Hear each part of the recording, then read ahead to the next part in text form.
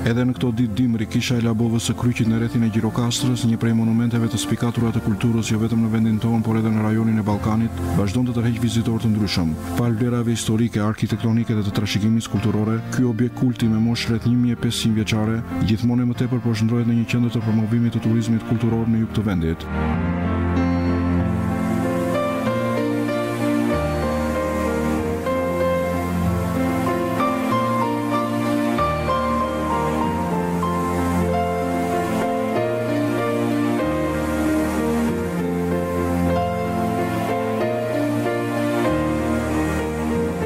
Së fundi ka qenë lidhja ndërkombëtare e krijuesve Pegasi, e cila ka iniciuar në kishën e Labovës së Kryqit një aktivitet sa të veçantë aq edhe origjinal.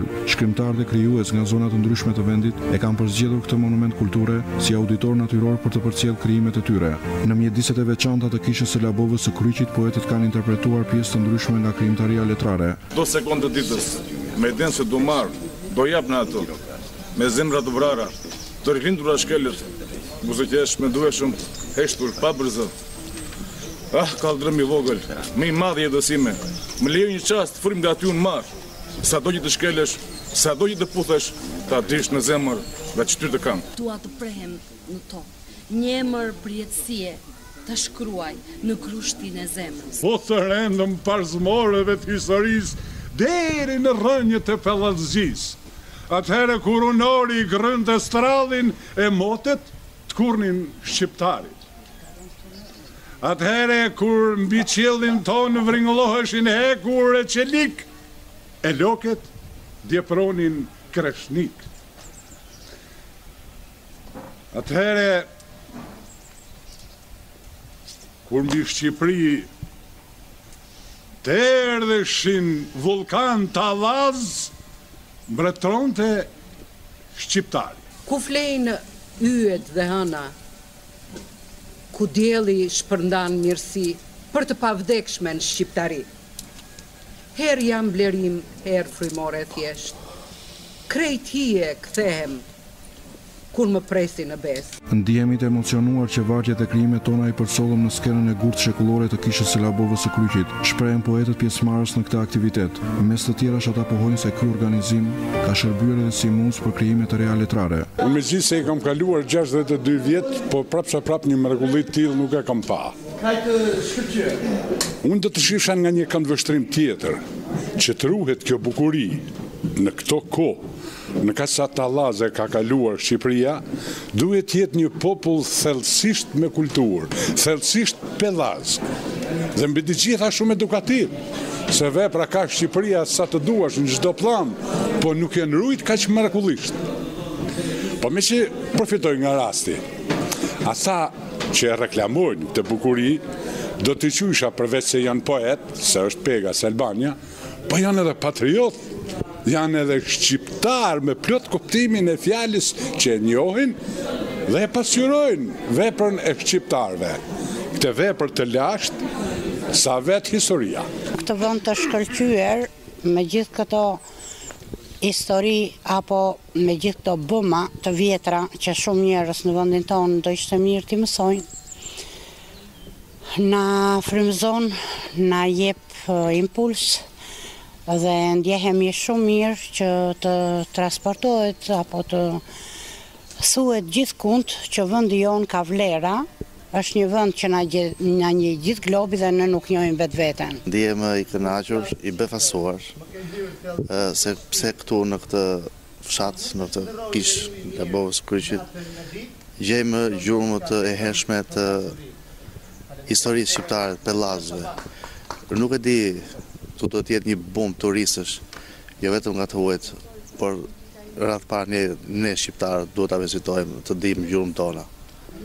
Është një mrekulli, befasova, seriozisht befasova. Krahas elementeve letrare, aktiviteti ka pasur si qëllim edhe promovimin e vlerave të veçanta të trashëgimisë kulturore që mbart ky monument kulture.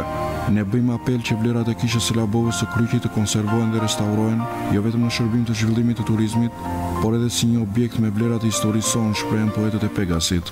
Personalisht për herën e parë vi në këtë tempull krejt të veçantë dhe shumë frymëzues për ne poetët. Dhe përgjithsisht ardhja jonë këtu e Pegasit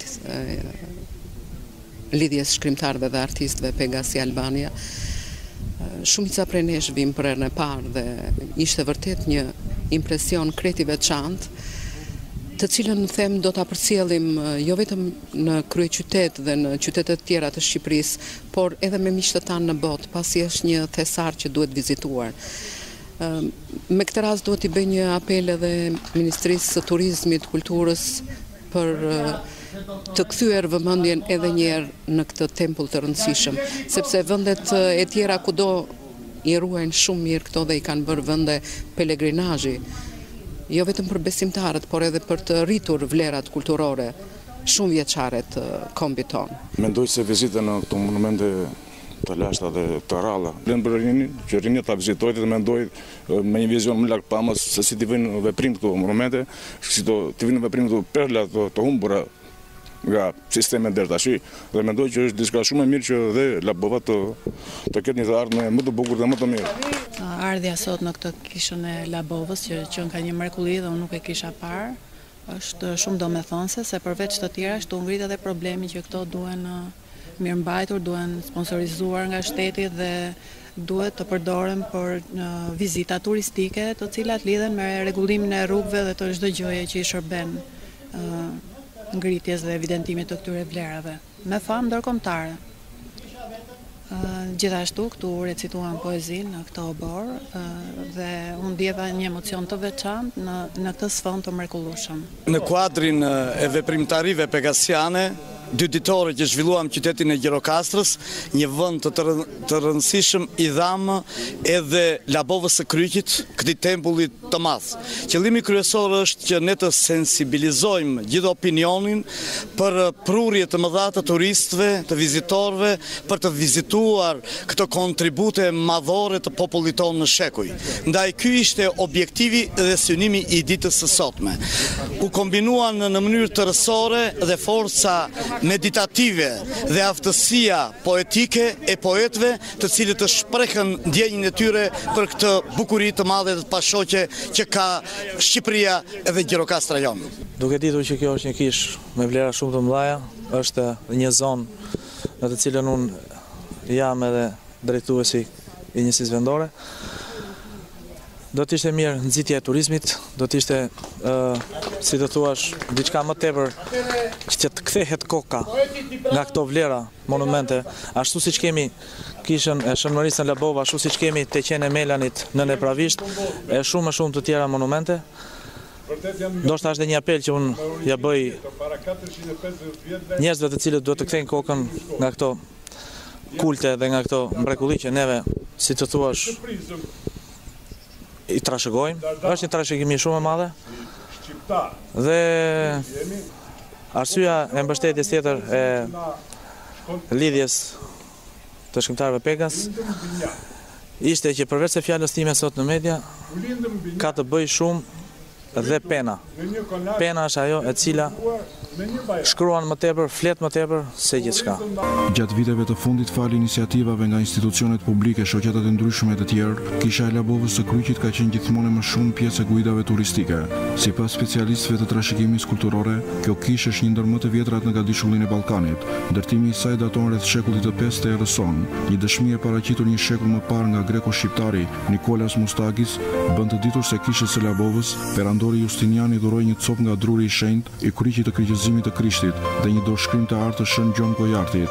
Kisha në gjendjen që është sot është kryesisht ndërtimi i shekullit të 13 dhe kohës së despotatit e Epirit, megjithse një themel fillestar mund të shkojë thellë në kohën e perandorit Justinian në vitet 527-565 të erës sonë. Vlerat që mbart ky monument kulture bëjnë që vazhdimisht të kërkohet restaurimi i saj. Kisha është në një situatë jashtëzakonisht dramatike nga pikpamja e qëndrueshmërisë statike. Këto janë probleme të cilat ne i kemi pozuar, i kemi dhënë edhe në një, po themi, publikuar në një artikull të veçantë, por ndërkohë jemi duke bërë akoma më tutje studimet që bazohen në matje të brendshme dhe të jashtme të gjithë strukturave që ka kisha, për të rezultuar më me saktësi në atë që quhet defekt ose në atë që quhet degradim në vazhdim që ka kjo. Ne vëmë re gjatë gjithë kohës që ka çare të cilat shfaqen brenda 10 vjetë për shkak ka çare të cilat kanë vajtë deri ke 1 cm. Dhe kjo është tepër alarmante, sepse është një aktivitet jashtëzakonisht i lartë për një monument me kaq vlera siç kemi në këtë, këtë kishë, këto duhet të jenë, po themi, elementet ose të dhënat më alarmuse për gjithë strukturat që merren me konservimin dhe ruajtjen e monumenteve të kulturës. Kjo ka një veçanti si kishë, që defektin kryesor i kësaj ka ardhur që në momentin e ndërtimit.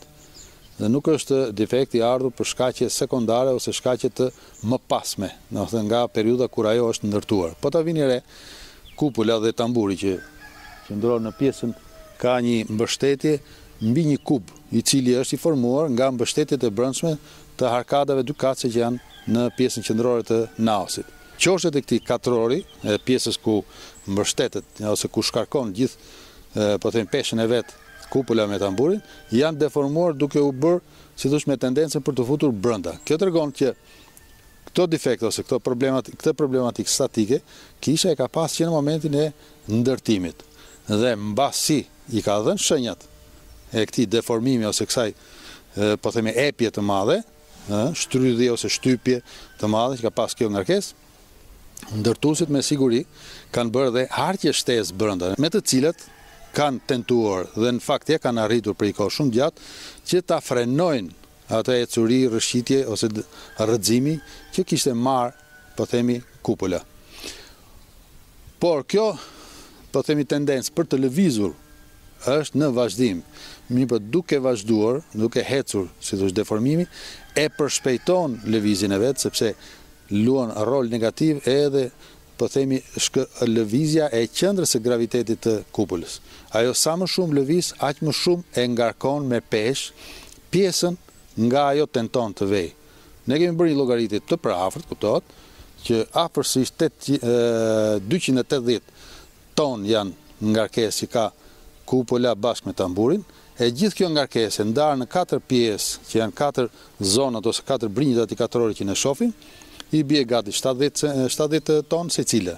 Por duke bërë këtë lëvizje në drejtimin, po themi, veri lindje, kështu veri perëndim dhe lindje jug, ajo e shton ngarkesën, e çon deri ke afërsisht 100. Në 92-93 dhe është duke ushtuar. Dhe kur ta shohim brenda, do vëmë re çari shumë të fuqishme, dërmime të materialit, super ngarkesa nëpër kolona, sepse ka dhe po themi specifikat ose në mënyra se si është artikuluar dhe formuar brendia me kolona, me ato arkadat dykace, bën që të krijohen edhe disa specifika në shpërndarjen e ngarkesave, të cilat bëjnë akoma më delikate, po themi, gjithë këtë shpërndarje. Domethënë e përqendrojnë në pika të veçanta. E çojnë, po themi, ngarkesën ke 1 ose ke 2 kolona, nga çmund të çonte, po themi, një mur i tërë. Domethënë është jashtëzakonisht e vështirësuar situata e kësaj arkitekturës së kësaj kishe. Pjesa më alarmante për mua mbetet ke kjo, që materiali, duke qenë kaq kohë ekzistencë, i materiali ndërtues, ai që është ndërtuar gjithë kisha, pjesa e vjetër e kishës, do me gjithë të ngarkesa ose super ngarkesa që është duke marrë, atë norm lodhje në vetvete, në qoftë se dikur e ka pas bie fjala në 300-400 vjet një lodhje të caktuar ose një koeficient lodhje të caktuar, këtë po e përshpejton dhe e ka dhënë prapë edhe këtë, si thosh, këtë shenjë ka brenda, ku zonat caktuara janë pothuajse të dërmuara dhe e kanë humbur aftësinë mbajtëse. Në qoftë se flasim për këtë pjesën nga shohim inklinimin ose mënjanimin maksimal. Krahu i kundërt i saj tash nuk ka vetëm shtrydhje ose shtypje të fortë, por ka dhe spërdredhje. Andaj ndodh një fenomen tjetër. Kolonat janë thyer ose më mirë janë në palosje, i themi ne. Domethënë kapitelet, elementet që janë mbi to, janë të çara dhe janë të hapura në pjesën ku ato bashkohen.